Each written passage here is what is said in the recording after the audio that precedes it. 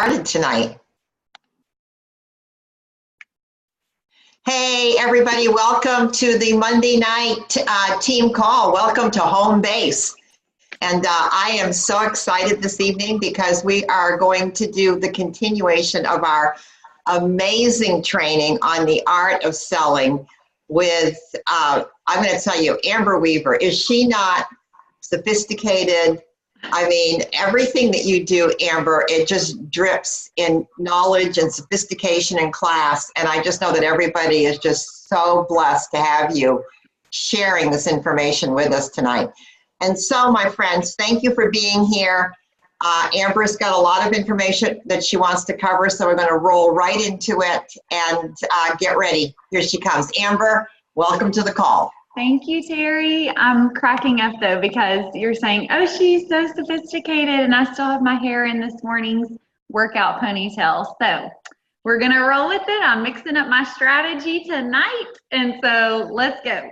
Okay, can I share my screen? Is that okay with you guys? Oh, sure. Go ahead. Okay, awesome. I want to share just a picture with you of like a funnel, okay? And I want us to kind of talk about the sales process and the sales funnel, because that's what we're talking about. Remember, we just went ahead and addressed the elephant in the room. We are salespeople. We're excited about that.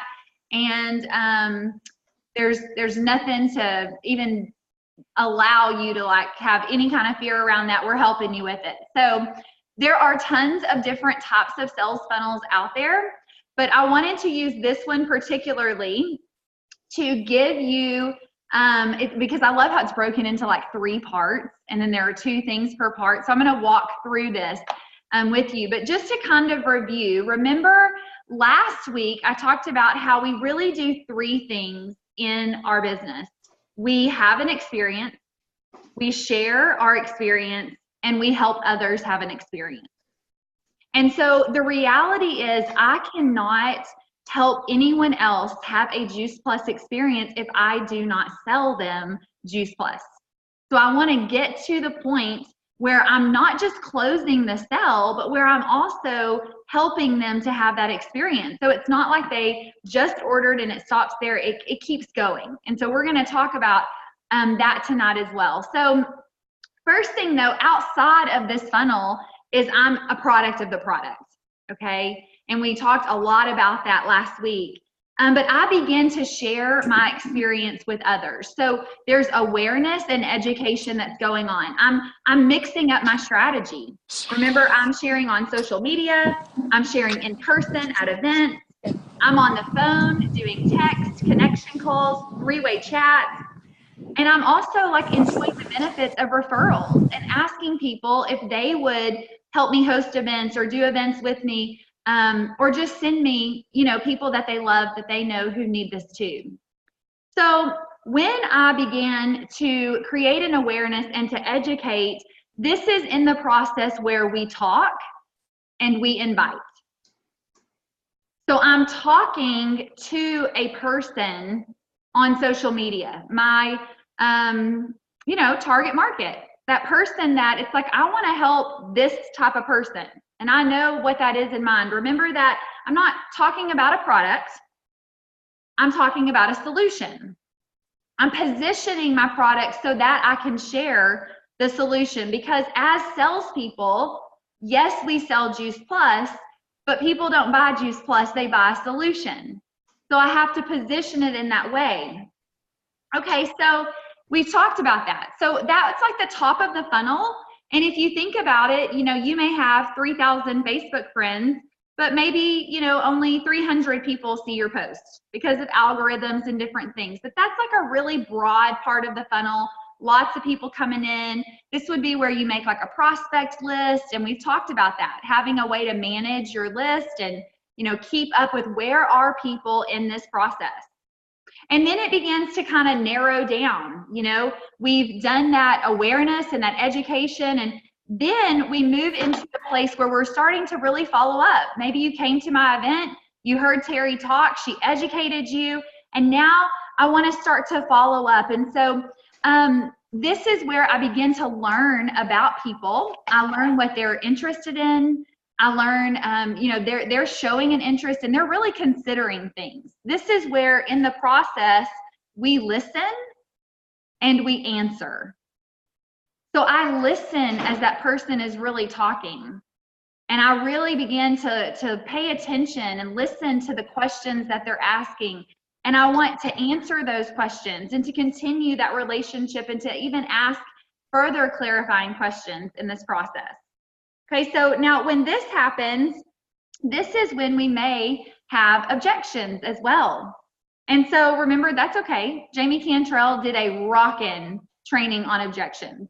And again, this is why you want to really begin to ask clarifying questions, because sometimes what a person says is the objection isn't always the objection. Right. So then it comes time where it's time to make a decision. Okay, that's the reality. And so tonight, I really want us to begin to talk about how we can move people from being like interested and considering to making a decision. And the first thing that I would say, just like with an objection or just like with follow-up, is you want to detach yourself from the answer. My goal is not a yes. That's great if they say yes, but my goal is to help them make a decision. So even if their decision is not now or no, then I have gone through that process and we've still arrived at a point where we can say like, okay, and we've kind of closed that up. Does that make sense? Like we've wrapped it up for the moment. I can ask some other questions, see if they might want to come to other events, but at the end of the day, I have helped them to make a decision. And so that really, for me, as I frame things, that's the goal. And what happens a lot of times in this process is, you know, this is just a prime example. I had a lady that I met, we've been going back and forth. She was asking, her objection was about the 4 month. Do I have to order 4 months at a time? I sent her the information, we've been talking, but then you guys know what can happen. You don't hear back, life begins to happen. And now it's like, whoa, whoa, whoa. I have to go back to her and I have to pick back up this conversation and to begin to ask some questions again, because I have not helped her make a decision. I'm still in that process of handling that objection. We have not moved forward. So I hope you're kind of seeing how it's narrowing down. And yes, there aren't going to be 1,000 people coming in and 1,000 decisions made. You know, if we can get 100 people in and 10 decisions made and 10 yeses, that's awesome. So one of the things that we want to do, and that I actually love about our Shred program, is we want to create a sense of urgency. The longer that a person thinks about it, the less likely they are to actually move forward. Okay? If you've ever read the book, Take the Stairs, Rory Baden talks about this there. This is why, you know, the worst thing that can happen in sales is for, especially a woman, if she's out shopping, looking at some pretty shoes, for her to say, oh, let me think about it. Or, you know, let me go home and talk to my husband. And it's not that we don't want that to happen. It's not that we, you know, don't want someone to give it good thought or to consult, you know, their spouse. But the reality is, if we're not on top of that, the longer that they wait, the more noise that comes into their life, the more their life is happening and getting crazy in other directions, and the less likely we are to close the sale. So I love when there are like deadlines. Hey, we have this shred that's starting on this date. If you want in, basically you have to order by a certain time. That's really helpful. I love that we close business every month. You know, we're going to talk about that in a little bit. That's really helpful to set a goal for yourself and to try to close up your month's business. And so you want to create that sense of urgency, and then you really want to begin to watch what you say. Okay. So I'm going to give you guys some examples of some ways that you can ask for the sale. But I want to just say this here on that third part, we ask and we tell. Okay, and we'll talk about that in just a second. As you ask, I have seen over and over and over, and this really even goes and kind of validates what Jamie mentioned in her objections training, but I've seen people talk people out of a cell. I've seen people have a person, actually I had a woman bring a man to my house, and we're talking about the shred. He's ready to get started. He has his card out on the table. I'm closing everything. I'm doing this. Okay, he's ready to purchase the trio and the shakes. And she comes in, she's a brand new rep. She jumps in and says, well, hey, if you feel like doing the berries, it makes it too much a month, you could just do the red and the green. Okay, that let me know where she was with things, right? She did not have a strong enough belief yet that Juice Plus is like, hello, the least expensive way to get all this produce into our bodies. Okay, so she was struggling, and she just now talked him out of this. It happens all the time. So pay attention to what you say. Okay, so that being said, I want to just give you some phrases, and you can, these are just like things you can tweak and make your own and all this stuff, but these are just some things. So let's say someone does give you an objection. So you're kind of in this middle part, all right? But we want to move them into a decision part. So we want to help them with every objection get lower, closer to a decision, whether it's a yes or no. So let's say they say, I just don't know if I can afford it. Well, you could say, if we could find a way to help you afford Juice Plus, would you be ready to get started? Like, cut to it. Is that really the point? Is it really the money? Or is there something else kind of going on? Does that make sense? So ask the question. If it's, well, I'm wondering about this one ingredient. Okay, let's just say I'm going to go get you an answer. If I can come back to you with this answer and you can feel comfortable about this ingredient, would you be ready to get started? Do you see how I'm helping them? Like, okay, what is really going on? And then they also know that when I come back with that answer, we're already ready to get started, right? We already know what the next step is, so it's not awkward. I love this one. This really works well for shred people too. Would you like my help? Like, do you want me to help you? If you're a professional and you see yourself as a professional and you see yourself as a salesperson, do they want your help? That's a very laid back way. But one of the things that I used to do a lot, and this really kind of goes intertwining. So I'm educating people, I would attract people. They would come and say, hey, yeah, what are you doing? And I would just simply say, well, years ago, we were introduced to something that really just, helped our son with his immune health. Would you want me to share with you how it could maybe help you too? Like, do you want my help? And so it just became a simple way to move them down in that process. Okay, so let's say you've established that solution. Maybe they're looking for, I don't know, they just want to get more antioxidants into their body. They need more produce. So it really seems like plant powders, would be a great solution for you. What do you think? Just ask them, what do you think about this? Like, quit tiptoeing around it. What do you think? Let them talk. People love to talk. Let's say that Terry has headaches all the time and no energy, or like Terry was, right? So autoimmune nightmare. That's how she describes it. Terry, I would hate to see you continue to feel the way that you're feeling right now. Are you ready to get started? I don't want her to keep feeling like she feels. I don't want my friend who has no energy to keep having no energy. Like, let's help you get started today, because otherwise in a month from now, you're still going to be feeling like you feel. So I was at one time talking to a mom. She's in the line at a pharmacist buying breathing treatments for her kid. That was our story. A rep connected us on a three-way connection call. And I essentially just said to her, I would hate for you a year from now to still be doing this very same thing. Are you ready to get started? Are you ready to make a change? I love this. Actually, Kathy Crockett helps me with this one. I don't want you waiting on me.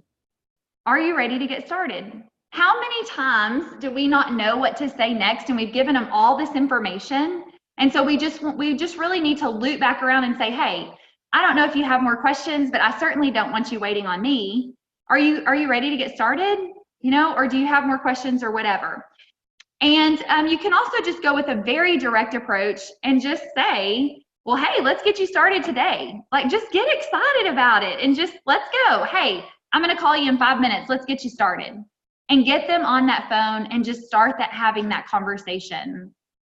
So once you have helped them to make a decision, because if you can ask those good questions and really, you know, if I say, well, hey, let's get you started, if they still have an objection, it's going to come up right then, right?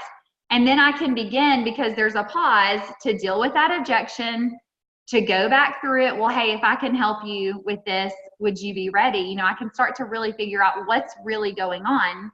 And so then that's the ask part. We have to ask for the sell. I think that's the biggest thing that we sometimes don't do. We share our story, we share our experience, we share information, we share so much information, and we don't ask.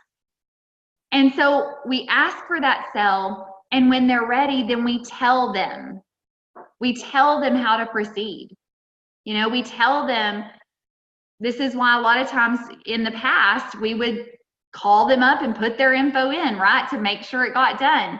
Now we're gonna tell them, you know, to go to our website or whatever that looks like, whatever your process is.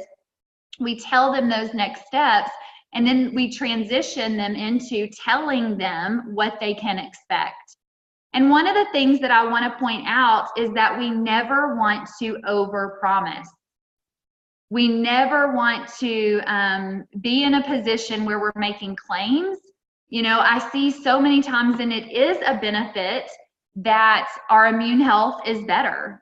You know, my sister had flu and strep, and I love her to death, but when I called her, she's like, well, I ran out of my green. Girl, you don't take the same amount of reds as you do greens. Like, I don't even know, you know? So I'm like, okay, you know, I'm around her. She has all of this. I'm not sick. You know, I'm not saying, oh, yay, that's Juice Plus miracle. But I am saying I get sick it's very rare compared to what it was pre-Juice Plus. That's my story. When I see us, though, publicly make that the selling point, what can happen is then when a customer does get sick, because they've associated it with that, they're like, oh, Juice Plus isn't working for me. So we do want to be careful in the way that we position our products, that we're not over-promising.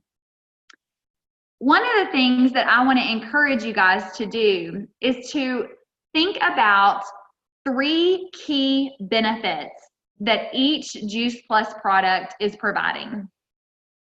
And we were having a conversation in our little group with, it's kind of awkward to say like the Fab Five, because I feel like I'm saying I'm fabulous, but we're the Fab Five. So we were having this conversation, and as we were dialoguing back and forth, you know, so key benefits. Okay, so let's just think about Vineyard. The Vineyard blend, am I correct, Terry, in that it is delivering antioxidants into the body? Would that be correct? That would be correct. Okay, so that's a benefit. That's something that Vineyard is doing, delivering antioxidants.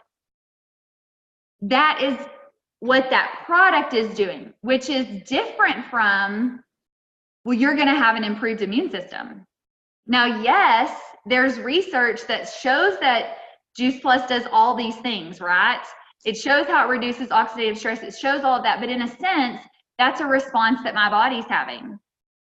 But I can rest assured that when I take my Vineyard blend, antioxidants are coming into this body, because that's what it does.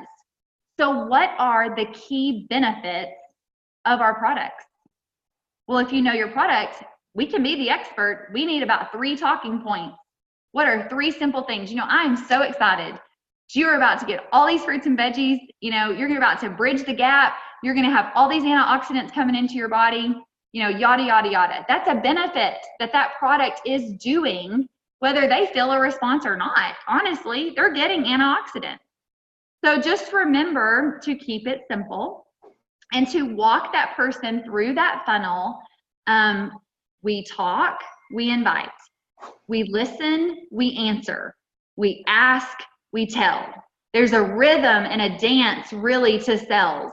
And if you can get to know the person in front of you and make it about the relationship and stay detached, listen, you know, some people are just ready that day, and some people, if you'll just keep going through the dance, keep educating, they'll be loyal. They'll send you referrals, they'll get started. You just never know where it can go. And so at any given time, what I like to think about is I'm just trying to push them down in the funnel till we can keep that decision. But at the end of the day, y'all know no is never no. So even when they say no, it's not the final decision. You just keep inviting and you keep loving and you just keep sharing. Does that help you guys have a little bit of an understanding? Are there any questions? Anybody want to unmute themselves if they have a specific question for Amber? Can you repeat the simple steps? Yes. We talk, we invite. We listen, we answer. We ask, we tell. And I'm going to put this screen right back up of the picture. And if you want to take a screenshot, you know, or a picture really quickly, that went with each one. Okay, so Amber, could you post this funnel on the Team Up page, and then I will post it on every group page? Sure. Because it's beautiful. Well, and it's just, there's tons of sales processes out there. I just really like this one because it breaks it down into the top, the middle, and the bottom, and you can really visually see you're moving people down the funnel. Right. Okay. Wow. And I love that, you know, what I've always learned too is that if, you know, the more people that you put at the top of the funnel, you know, kind of ensures that you will be having orders and people coming out the bottom. So putting one person in at the top of the funnel, you could be waiting a long time. Amber, I know that many of us on the call tonight are super excited because the company announced on Friday some changes to the marketing plan in terms of helping people move faster through the marketing plan in terms of that first commission level direct distributor and the 2,000 plus. And so what we know is that the points have not changed. You know, to reach your HLP, it's still 500 points, but they did is they changed the structure to now it's just 2 households working together, okay, to get the 500 points. And what I feel, and that's exciting, okay, but to me, the real exciting piece is the change to the 2,000 plus, where it's still 2,000 points in a 60-day period of time, but they've gone now to 5 households, one of which is your own.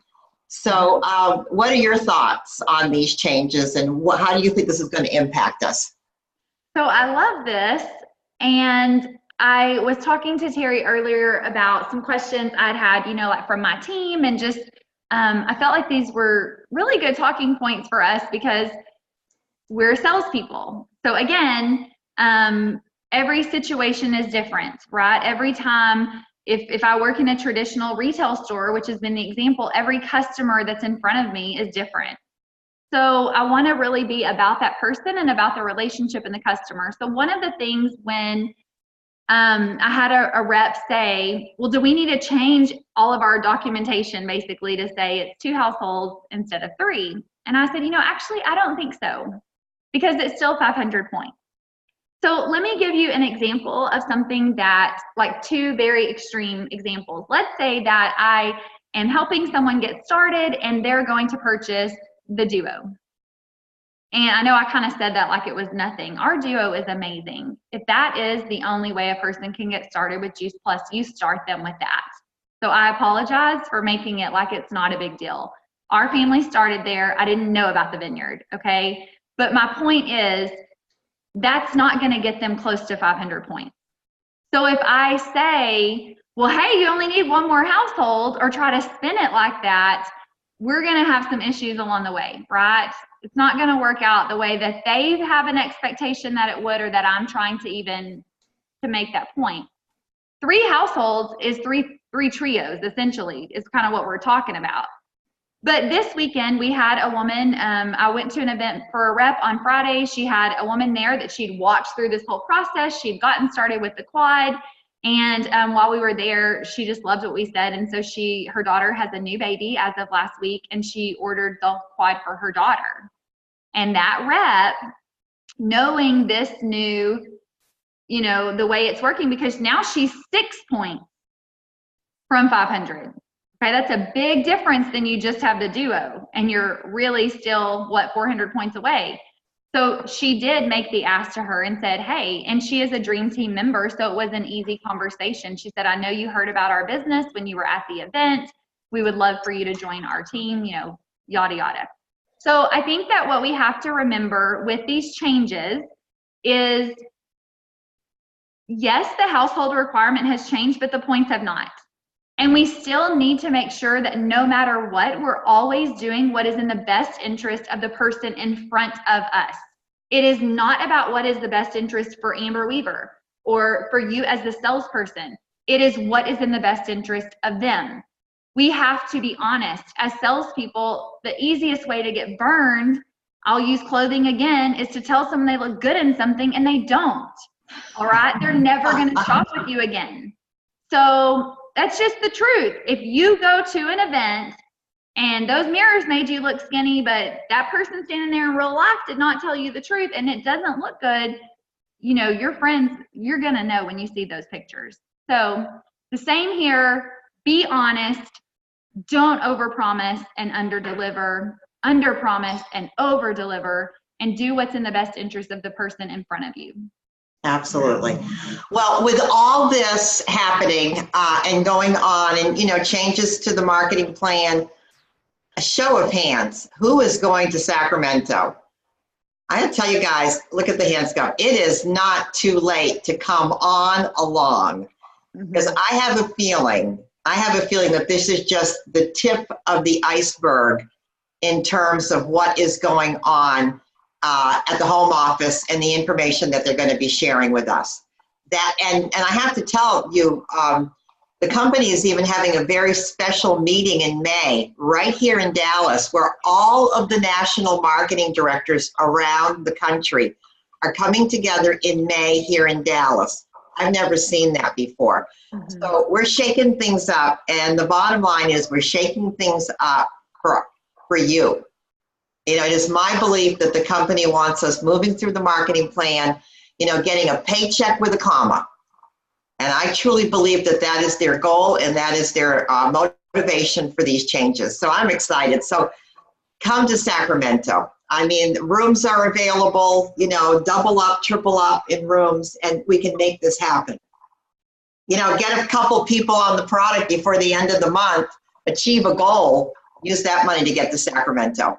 Okay, guys, you know what you need to do. Amber Weaver, let's hear it for Amber. Hey, guys, I want to say one thing. Yes. I believe if you would really buckle down. So we have 1, 2, 3, 4, 5, 6 days, right, to close the business, and then qualifiers day. 7 days, yeah. 7 days with qualifiers day. I really believe if you would buckle down and you would really be serious and intentional about taking people through this process, okay? Partnering with your upline. If they're not working, go up. Find someone. Just keep going up until you find someone who can help you overcome the objections. Don't feel like you have to be the expert on the product today. I really believe if you would get with it on the next 7 days, mix up your strategy, get some events going on, do whatever it takes to achieve whatever your goal is. And if you haven't set a goal and you were thinking, well, I'm not going to do anything this month, go for at least 3 households. Yeah. Okay, set a goal and use these strategies that we've talked about in the last month. I really believe you could make it happen, and you could help other people get that HLP and get started as well. I'm telling you what, with the way things are right now, a lot could happen in the next 7 days. Absolutely. We've still got time on our side. Absolutely. All right, Amber, thank you. You guys know you have a designated place to go. For those of you that are going to hang with me and Jen and Judy, we all have to jump off so Kathy can retrieve this call. We jump back on. Thank you, guys. Peace and blessings. Good night.